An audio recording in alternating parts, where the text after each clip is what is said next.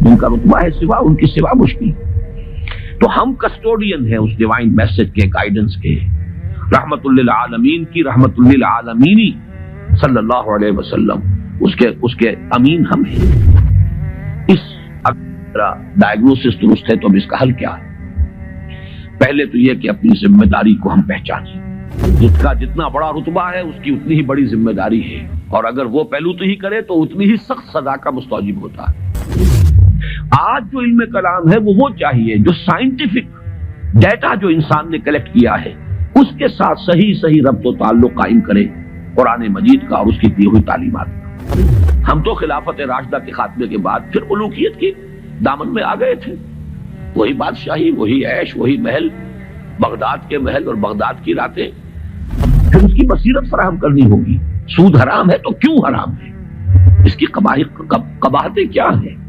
یہ کس طور سے امبیلنس پیدا کرتا ہے معاشرے کے اندر، کس طریقے سے ارتکاز دولت پیدا کرتا ہے؟ کہ آج تک سائنس کے کسی بھی شعبے میں کوئی ایسی دریافت نہیں ہوئی ہے جس نے قرآن مجید کی بیان کردہ کسی شے کو غلط ثابت کیا۔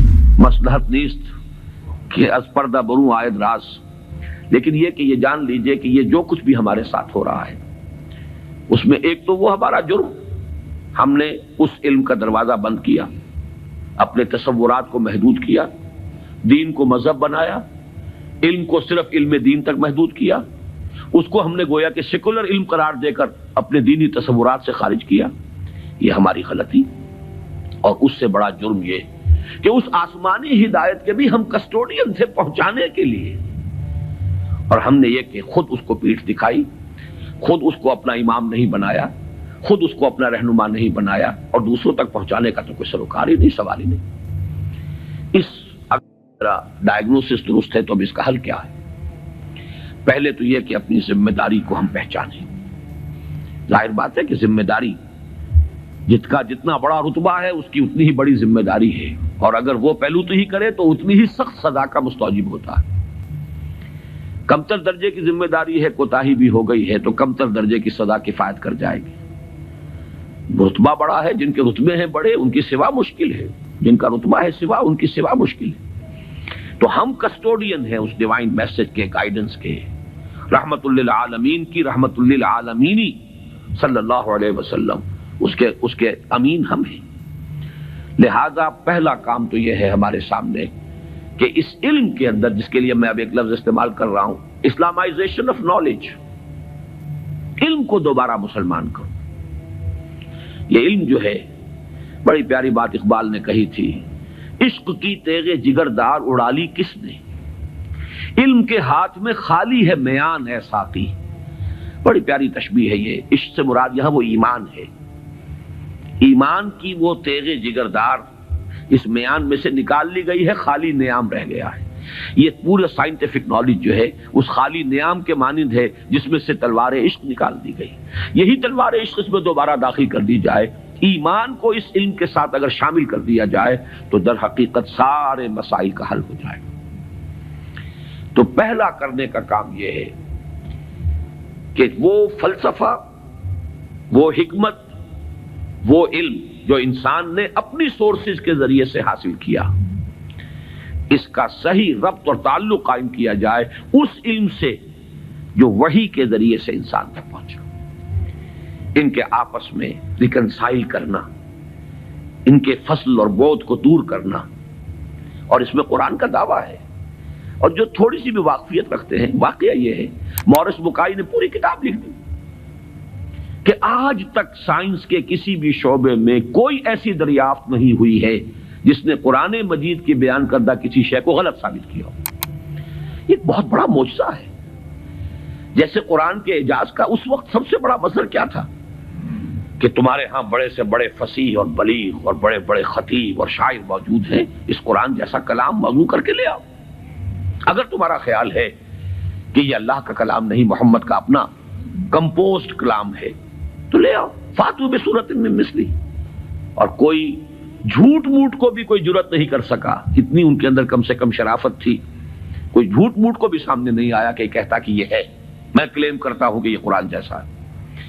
اسی طرح آج کا سب سے بڑا معجزہ یہ ہے کہ قرآن مجید 1400 برس قبل کی کتاب، اور آپ کے شاید علم میں ہوگا ٹورنٹو میں کینیڈا میں جو وہاں کی یونیورسٹی ہے اس میں جو ایمبریولوجی کے جو سب سے بڑے ماہر ہیں جن کی کہ ٹیکسٹ بک پوری دنیا میں چل رہی ہے ایمبریولوجی کی، علم جنین، حیران رہ گیا ہے وہ شخص کہ 1400 برس قبل جبکہ ابھی مائکروسکوپ کا کوئی وجود نہیں تھا، اتنی کریکٹ ڈسکرپشن ایمبریولوجی کے سٹیجز، اس قدر صحیح اس کی جو ہے ڈسکرپشن، یہ ڈسکرپشن کہ بچہ جو ہے ماں کے پیٹ میں 3 جھلیوں کے اندر 3 دیواروں فی ظلمات ثلاث پرورش پاتا ہے۔ ابھی تو کوئی ڈسیکشن نہیں ہوئی تھی ہیومن باڈی کے، یہ جو فزیولوجی ہے اور اناٹومی بھی اس کا علم انسان کو نہیں تھا، یہ حقائق کیسے آئے؟ اسی لیے قرآن کہتا ہے، اس کا دعویٰ ہے سنوریہم آیاتنا فی الآفاق وفی انفسہم حتی یتبین لہم انہ الحق، قریب انہیں دکھائیں گے اپنی نشانیاں اور آیات، آفاق میں بھی، ان کے اپنے اندر، اپنے نفس میں بھی، یہاں تک کہ یہ بات بالکل ثابت ہو جائے گی کہ قرآن حق ہے۔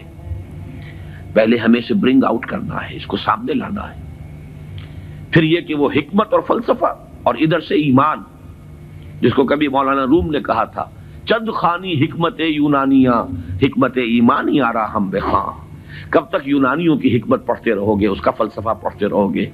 کبھی قرآن کا فلسفہ، قرآن نے جو حکمت سکھائی ہے اسے بھی پڑھو۔ یہ ریویلڈ نالج ہے، یہ ریویلڈ وزڈم ہے، یہ ایکوائرڈ نالج ہے، یہ ایکوائرڈ وزڈم ہے۔ ان دونوں کے درمیان ربط قائم ہونا چاہیے، جو علم کلام کا موضوع رہا ہے ہمیشہ۔ آج ضرورت ہے ایک نئے علم کلام کی، اس لیے کہ وہ قدیم علم کلام جو تھا وہ اس فلسفے کے حوالے سے تھا جس کی بنیاد منطق تھی۔ آج جو علم کلام ہے وہ چاہیے جو سائنٹیفک ڈیٹا جو انسان نے کلیکٹ کیا ہے اس کے ساتھ صحیح ربط و تعلق قائم کرے قرآن مجید کا اور اس کی دی ہوئی تعلیمات کا۔ اس سے یہ ہے کہ یہ گیپ جو ہے وہ برج ہوگا اور اس کے اندر ایک توحید کا رنگ پیدا ہوگا بجائے سنویت کے، یہ علم اور یہ علم اور۔ ایک بڑی سادہ سی مثال میں آپ کو دے رہا ہوں، ایک بڑے نیک نوجوان تھے، یہ کوئی 10-15 سال پرانی بات بتا رہا ہوں، ایم ایس سی باٹنی انہوں نے کیا، ریلیجس ایکٹیوسٹ، بڑے میدان میں مذہب کے لیے بڑے جوش و خروش سے کام کرنے والے۔ میں نے ان سے پوچھا کہ آپ کا کیا خیال ہے ڈارون کے نظریے کے بارے میں؟ کہنے لگے کفر ہے۔ میں نے تھوڑا سا پاز کیا، میں نے کہا ٹھیک ہے وہ کفر تو ہے، لیکن تم نے کیا ہے، وہ مجھ سے کافی چھوٹے ہیں عمر میں نے کہا تم نے کیا ہے ایم ایس سی باٹنی، مجھے تو اس حوالے سے بتاؤ کہ جو اس بایولوجی کے فیلڈ میں اس کے لیے جو دلائل ہیں، جو اس کے لیے شہادتیں ہیں، جو اس کے لیے ثبوت دیے گئے ہیں، ان کے بارے میں کیا رائے ہے؟ تو بلیو می ان کا جواب یہ تھا وہ تو بہت کنونسنگ ہے۔ یہ ہے وہ سپلٹ پرسنالٹی، ایک شے جو بڑی کنونسنگ ہے، ایم ایس سی باٹنی کی ہے، اس میں جو کچھ پڑھا ہے اس کی روح سے وہ سمجھ رہے ہیں کہ ڈارون کا نظریہ ارتقاء بڑا کنونسنگ، اس کے لیے مواد موجود ہے، دلائل ہیں، شواہد ہیں، لیکن ہے کفر۔ یہ سپلٹ پرسنالٹی، دماغ کے ایک گوشے میں ایک چیز ہے، دوسرے گوشے میں دوسری چیز ہے۔ یہ سپلٹ پرسنالٹیز دنیا میں کوئی کام نہیں کر سکتی۔ کمپوزڈ پرسنالٹیز، ایک وحدت جس کو کہا ہے قرآن نے علی وجہ البصیرت، قل ھذہ سبیلی ادعو الی اللہ علی بصیرۃ انا ومن اتبعنی، اے نبی کہہ دو یہ میرا راستہ ہے، میں اللہ کی طرف بلا رہا ہوں، تو اندھیرے میں ٹامک ٹوئیاں نہیں مار رہا ہوں، علی وجہ البصیرت، نہ صرف میں بلکہ میرے ساتھی جو میرا اتباع کر رہے ہیں وہ بھی دونوں آنکھوں سے راستہ دیکھ کر چل رہے ہیں اور بلا رہے ہیں اگر اس راستے کی طرف تو علی وجہ البصیرت بلا رہے ہیں۔ پہلا تو یہ پرابلم ہے ہمارا اور یہ بہت بڑا چیلنج ہے۔ دوسرا پرابلم یہ ہے کہ یہ سوشل سائنسز میں اور جو سوشل انسٹیٹیوشنز ڈیولپ کیے ہیں انسان نے، اکنامک انسٹیٹیوشنز ہیں، پولیٹیکل انسٹیٹیوشنز ہیں، تھیوری آف اسٹیٹ ہے، پھر اس ریاست کے آرگنز ہیں، ایگزیکٹو ہے، جوڈیشری ہے، لیجسلیچر ہے، کہنے کو خیر چوتھا جو ہے پریس کو کہا جاتا ہے، لیکن 3 ہے بنیادی۔ یہ جو نوع انسانی نے جیسے سائنٹیفک ترقی کی ہے اسی طریقے سے انسٹیٹیوشنز ڈیولپ کیے ہیں، بڑی قربانیاں دی ہیں۔ ہم تو خلافت راشدہ کے خاتمے کے بعد پھر ملوکیت کے دامن میں آ گئے تھے، وہی بادشاہی، وہی عیش، وہی محل، بغداد کے محل اور بغداد کی راتیں، وہ جو الف لیلہ، 1000 نائٹس آف بغداد، وہ جو کچھ ہوتا رہا ہے وہ ہمیں معلوم۔ یہ تو یورپ والوں نے خون دیا ہے، انہوں نے جانیں دی ہیں، انہوں نے اسٹرگل کی ہے، تب بادشاہوں کے کلچز سے اپنے آپ کو چھڑایا ہے، انسٹیٹیوشنز ڈیولپ کیے ہیں. لیکن یہ کہ ان انسٹیٹیوشنز کو اب یا تو یہ ہے کہ بالکل ایک مرعوب ذہنیت کے ساتھ، ڈیفیٹسٹ مینٹیلٹی کے ساتھ جوں کا تو ہم ایکسپٹ کر رہے ہیں، یا یہ کہ ٹوٹلی ریجیکٹ کر رہے ہیں. حالانکہ دونوں چیزیں اللاجیکل ہیں. اس میں تجزیہ کرنا ہوگا کیا صحیح ہے کیا غلط ہے، کیا چیز کمپیٹیبل ہے دین کے ساتھ کیا نہیں ہے. پھر اس کی بصیرت فراہم کرنی ہوگی.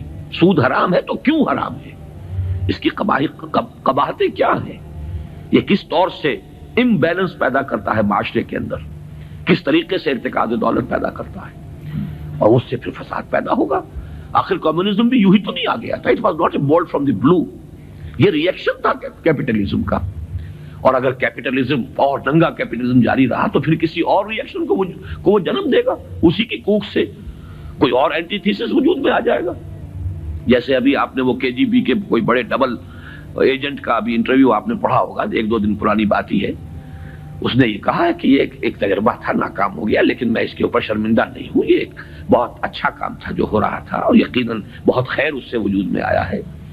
بہرحال انسان پھر تجربہ کرے گا. اس اعتبار سے دوسری ذمہ داری ہماری یہ ہے جو قرآن کے حامل ہیں، حامل قرآن. اگرچہ مجھے شعر یاد آیا اقبال کا، جانتا ہوں میں یہ امت حامل قرآن نہیں ہے، وہی سرمایہ داری بندہ مومن کا دین. جانتا ہوں میں کہ مشرق کی اندھیری رات میں بے ید بیضا ہے پیران حرم کی آستی. تو حقیقت تو وہ ہے جو اقبال نے کہی ہے. لیکن بہرحال سو کالڈ حامل قرآن تو ہم ہیں نا، قرآن کو ماننے والے. لیکن یہ کہ اس حامل قرآن امت کا دوسرا فرض یہ ہوگا، جہاں ایک طرف ایمان کے حقائق کو سائنٹیفک معلومات کے ساتھ ان کی ایک ربط اور تعلق کو اسٹیبلش کرنا، وہاں دوسری طرف سوشل سائنسز اور سوشل انسٹیٹیوشنز کا تجزیہ کہ ان میں صحیح کیا ہے جس کو اختیار کرنا ضروری ہے، ان میں غلط کیا ہے جس کو اس میں سے مائنس کرنا ضروری ہے.